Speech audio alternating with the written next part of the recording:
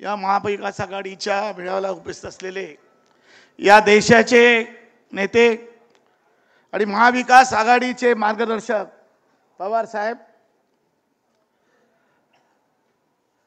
महाआघाडीला जिवंतपणा आणण्याचं काम ज्यांनी केलं, शिवसेना प्रमुख उद्धवजी ठाकरे, एक कार्यक्षम मुख्यमंत्री आम्ही विधिमंडळामध्ये बघितले, या देशाचे या राज्याचे माजी मुख्यमंत्री पृथ्वीराज चव्हाण, नाना पटोले आणि माझे मित्र बाळासाहेब थोरात. मी पहिल्यांदा उद्धवजींना धन्यवाद देईन. आजच्या या महाविकास आघाडीमध्ये कोण मुख्यमंत्री हे भांडवल करून युतीचे सगळे नेते सतत बोलत असतात.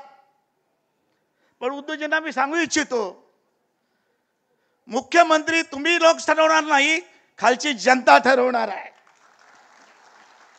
खालची जनता ठरवणार आहे आणि त्यामुळे त्याचा प्रश्न नाही आहे. महाविकास आघाडीत मी सुरुवातीला सांगत होतो की 40 जागा आपण आणतो. कोकणाने आम्ही फसवलं. पैशाचा पाऊस समुद्रात आला, समुद्राला मिळालं. बेसावध राहिलो आम्ही.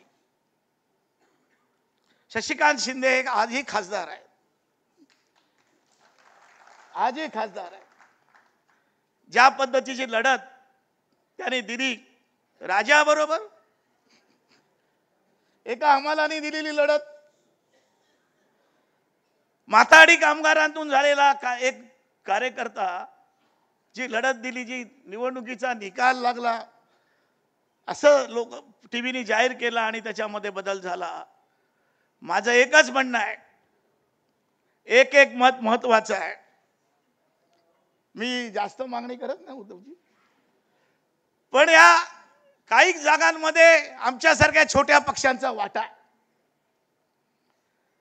कुठे 2000 मालेगावची जागा गेलेली होती आणि शेवटच्या ह्याच्यात मालेगाव आपली आली.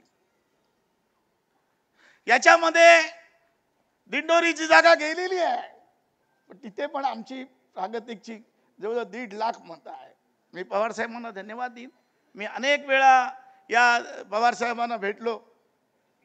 या निवडणुकीमध्ये प्रत्येक मतदारसंघाची बारकाईने त्यांनी केलेला अभ्यास आणि त्यामुळे या ठिकाणी झालेली त्यांनी केलेली मेहनत ही महाराष्ट्राची जनता कधी विसरणार नाही. एक ऐतिहासिक अशी कामगिरी पवार साहेबांनी या निवडणुकीमध्ये केलेली आहे आणि या निवडणुकीमध्ये खऱ्या अर्थाने एक काम केलेलं आहे. माझी एवढीच विनंती आहे, मी बोलणार नाही जास्त, की उद्याच्या या निवडणुकीमध्ये आमच्यासारख्या छोट्या पक्षांनी जी लोकसभेमध्ये जी कामगिरी केलेली आहे त्याची फक्त आठवण ठेवा, एवढीच मी विनंती करून मी माझे विचार संपवतो. जय हिंद, जय महाराष्ट्र.